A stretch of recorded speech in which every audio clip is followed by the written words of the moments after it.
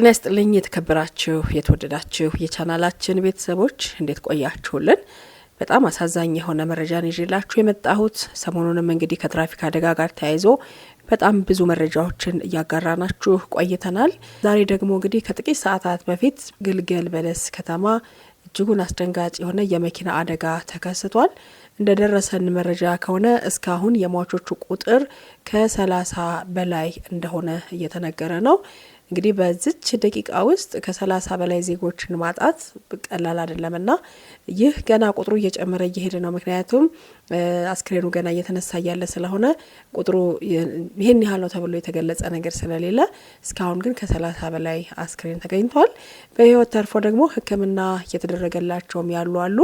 እንግዲህ በጣም አሰቃቂ የሆነውን ይህንን የትራፊክ አደጋ እንዴት አድርገን ልንከላከል እንችላለን? ብዙ ራዕይ፣ ብዙ ግብ፣ ብዙ ሀሳብ ሰንቀው ወተን እንመለሳለን ያሉ ሰዎች በህይወት ሳይመለሱ የሚቀሩበት እንደዚሁም ደግሞ ፍሬን በጥሶ የተለያዩ ችግሮች አጋጥሞ ተሽከርካሪውም ቤት ጥሶ መኖሪያ ቤትን ጥሶ በመግባት ብዙ ሰዎችን ሲጎዳ ህይወት ሲቀጥፍ ይታያልና እንደነዚህ አይነት ነገሮች በጣም ጥንቃቄ ሊደረግባቸው የሚገቡ ነገር ግን ብዙም ትኩረት ተሰጥቷቸዋል ብለን ደግሞ በእርግጠኝነት ለመናገር እንዲህ አደጋው ከእለት እለት እየጨመረ መምጣቱ አሳሳቢ ነውና እንግዲህ ለሞቱት ነፍስ ይማር ላሉት ደግሞ ምህረትን እንዲሰጣቸው እንመኛለን።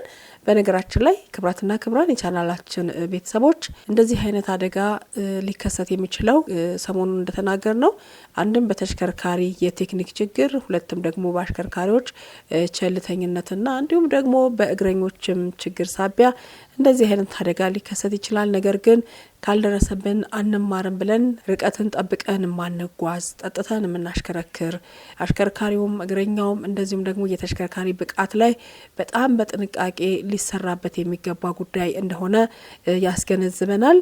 ቀደም ሲል እንዳልነው በጣም በጥቂት ሰዓታት ውስጥ ነው እንግዲህ ግልገል በለስ ከተማ ከ30 በላይ የሆኑ ሰዎች በትራፊክ አደጋ ህይወታቸውን አጥተው ገና ቁጥሩ ሊጨምር ይችላል እየተባለ ስለሆነ ስፔሲፊክ የሆነውን መረጃ ወደ ኋላ ላይ የምንነግራችሁናል።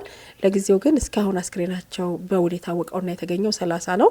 ቀሮቹ ደግሞ ወደ ሕክምና ጣቢያም ተወስዶ ሕክምና ክትትል እየተደረገላቸው ነው። ለማንኛውም ወተን ስንገባ ከእግዚአብሔር ከፈጣሪ በተጨማሪ ጥንቃቄ ማድረግ እንዳለብን ያሳየናል ማለት ነው። ሰላማችሁ ብዝት ይበልላችሁ። በሰላም ወጣችሁ በሰላም እንድትመለሱ ምኞታችን ነው። መልካም ጊዜ